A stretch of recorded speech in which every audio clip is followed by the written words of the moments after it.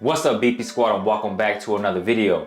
Today I want to provide you guys 3 helpful tips to help you get established on your self-taught martial arts journey. Now these are 3 tips that I personally use to help develop myself along this journey.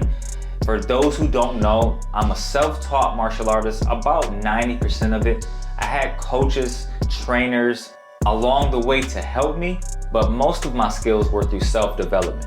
Being a self-taught martial artist is not impossible. However, it does require a lot of dedication and focus. Most importantly, consistency. With that said, I'll be giving you guys 3 helpful tips to help you along your journey. Starting off with the first tip, drilling the basics. Now, for those individuals who have a coach, know that drilling the basics is extremely important. However, if you don't have access to a teacher at this present time, work on drilling the basics on your own. I'm talking in terms of kicks, your front kick, round, hook, side. Drill these basic kicks over and over. The same thing with punches. Jab, cross, your hooks, uppercuts, whichever style of martial arts you're choosing to start, develop those basics. One thing that really helped to reinforce my faith in drilling the basics was realizing in capoeira, a lot of those more advanced movements are all based off the basics. The same thing with more of those advanced kicks in Taekwondo, your 540 round kick. All this is a fancy way of throwing your roundhouse kick.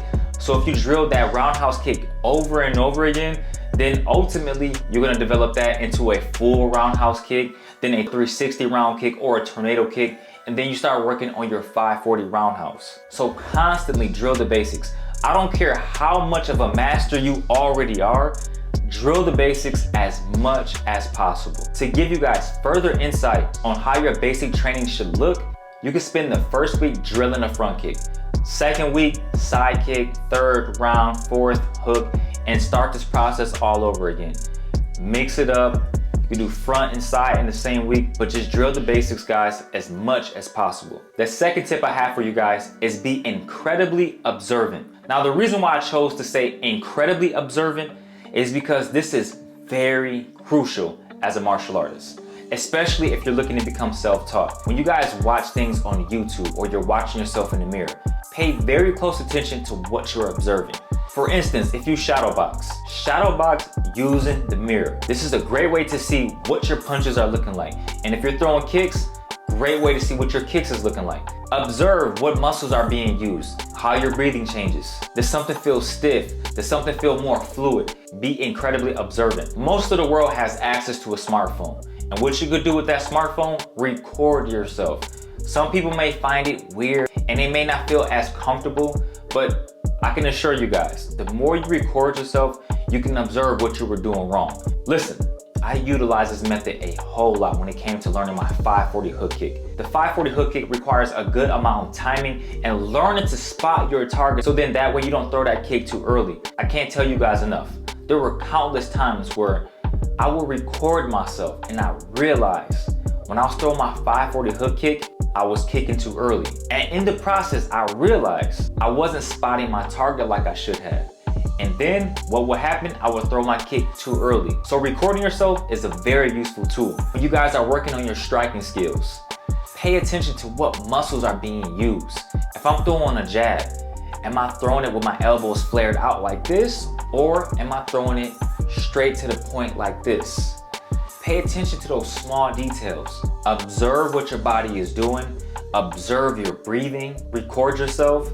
And then the next time you record yourself, compare both videos. See how much you improved. Either way, just make sure you guys are incredibly observant and be intentional with your training. The very last tip I want to provide you guys is be an empty cup. There are going to be people along the way that you can learn from.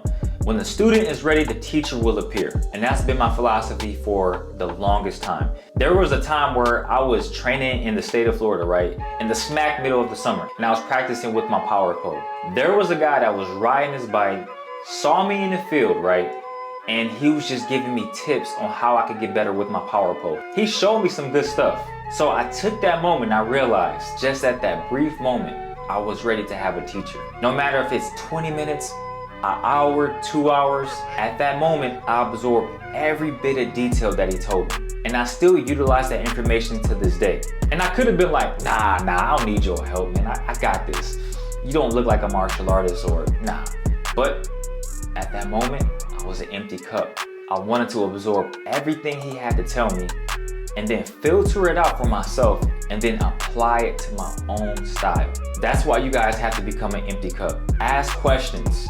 No matter what style of martial arts, you can be a boxer, but you could also learn from somebody that practices Taekwondo. In Taekwondo, I think a lot of those guys have really good footwork because when you throw a lot of kicks, you have to ensure that your feet are positioned correctly. Otherwise, if your feet aren't positioned correctly, then your kick is gonna be thrown out of whack. So don't think because you study a particular style, you can't learn from another one. Ask questions, study people. Don't be so quick to box yourself in. I think that's one of the things that made Bruce Lee very successful is he took from a lot of different martial arts styles and he just made it into his own style. So learn from others, but also make sure you're learning from yourself because ultimately, you're also your own teacher.